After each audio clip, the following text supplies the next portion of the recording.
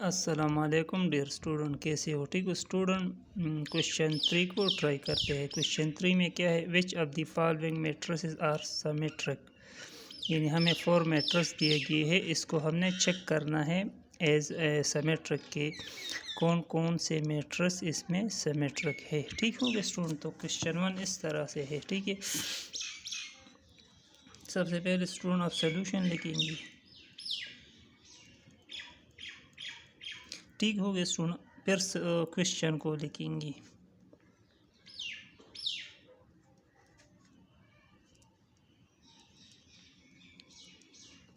ٹھیک ہو گیا۔ اب اسٹوڈنٹ آپ لکھیں گے کہ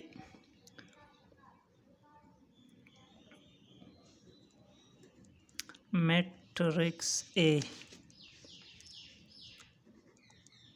will be asymmetric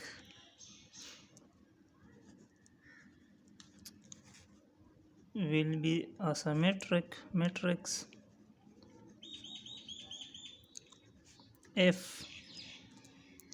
A transpose برابر آ جائے A کی۔ اگر یہ شرط میٹرکس A پورا کرے تو یہ ایک سیمیٹرک میٹرکس ہوگا۔ ٹھیک ہو گیا اسٹوڈنٹ؟ تو اس کی آپ ٹرانسپوز لیں گے۔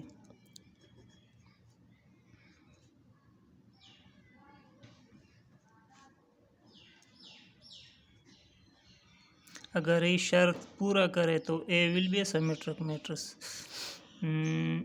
-1 5۔ تو student taking transpose on both side. ٹھیک ہو گیا اسٹوڈنٹ؟ اب ٹرانسپوز کا مطلب یہ ہوتا ہے کہ ہم کالم کو، جو کالم ہوتے ہیں اس کو رو کی شکل میں لکھتے ہیں، ٹھیک ہے، یا جو رو ہوتے ہیں اسٹوڈنٹ اس کو کالم کی شکل میں لکھ دے، جو بھی آپ کو آسان ہو آپ وہ کر سکتے ہیں، ٹھیک ہے۔ تو ہم کالم کو رو کی شکل میں لکھتے ہیں، تو فرسٹ کالم کو ہم اس طرح فرسٹ رو کی شکل میں لکھیں گے، ٹھیک ہے، اور سیکنڈ کالم کو ہم سیکنڈ رو کی شکل میں لکھتے ہیں، ٹھیک ہے۔ تو یہ ٹرانسپوز ای آ گیا، ٹھیک ہے۔ اب اس کو ہم اے کے ساتھ چیک کرتے ہیں کہ ای ایک کے برابر آیا کہ نہیں۔ تو یہاں 5 ہے، یہاں 5 ہے، یہاں -7 ہے، یہاں -1 ہے، تو اے ٹرانسپوز ناٹ برابر آ گیا اے کے، لہٰذا اے is not a symmetric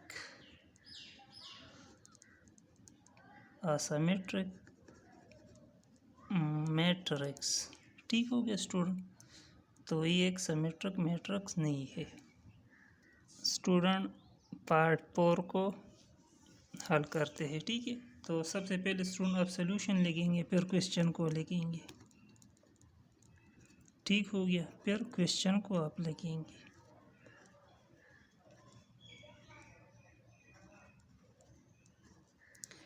تو آپ لکھیں گے کہ matrix D will be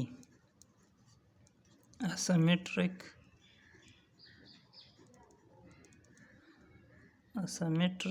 matrix if اگر ڈی ٹرانسپوز برابر آ جائے ڈی کے۔ اگر یہ شرط میٹرکس ڈی سیٹسفائی کرے تو D will be a symmetric matrix۔ ٹھیک ہو گیا اسٹوڈنٹ؟ تو آپ اس کے ٹرانسپوز لیں گے،